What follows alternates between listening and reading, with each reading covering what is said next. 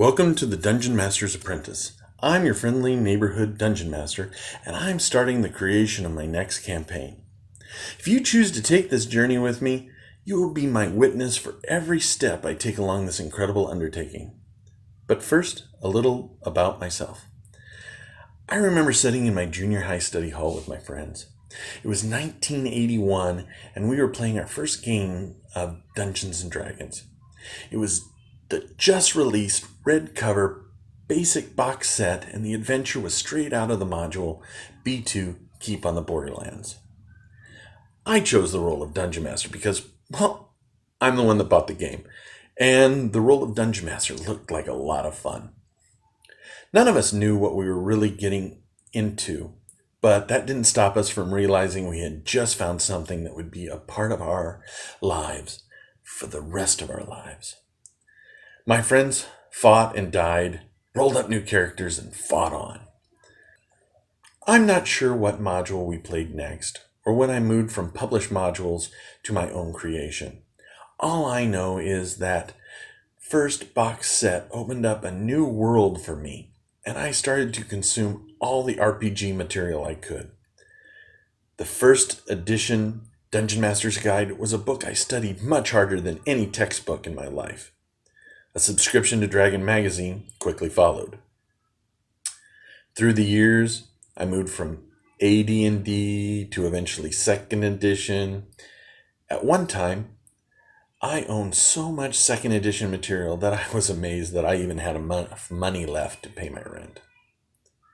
3rd edition and the D20 system was kind of the pinnacle for me.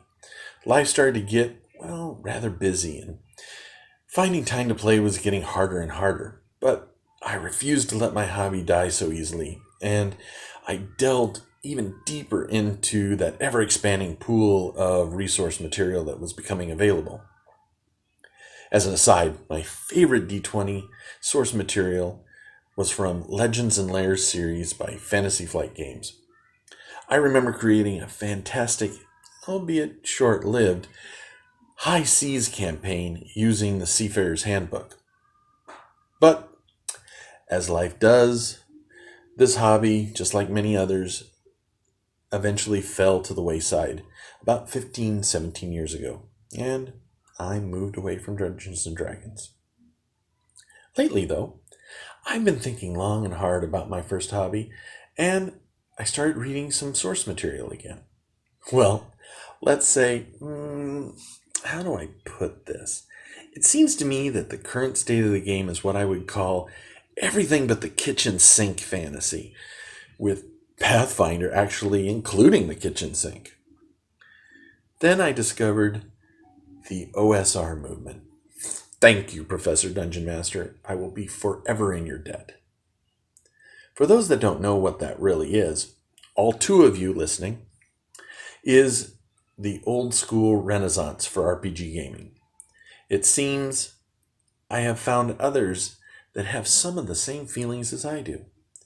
I'm not sure I want to go to the extremes that some of the other OCR designers have done, but I want some of the old feelings of FUD, fear, uncertainty, doubt, that filled my original players as they descended into those dark holes in the ground.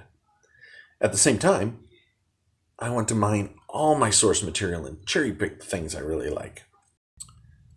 To paraphrase the immortal Johnny Cash's song, "One Piece at a Time," I will be creating a B/X, Rules Encyclopedia, AD&D, AD&D 2nd edition, D&D 3rd edition, D20 campaign. And hopefully the result will go together a little better than the 49, 50, 51, 52, 53, 54, 55, 56, 57, 58, 59, 60, 61, 62, 63, 64, 65, 66, 67, 68, 69, 70 automobile. Any suggestions would be appreciated, so don't forget to leave a comment. Next time, I will be outlining the broad design ideas I have for this campaign, so I hope you come back for the next installment. If this journey sounds interesting to you, then please give this video a thumbs up, and please consider subscribing to this channel. If you do, don't forget to click the bell icon to get notified every time new content is posted. Until then, adventure on.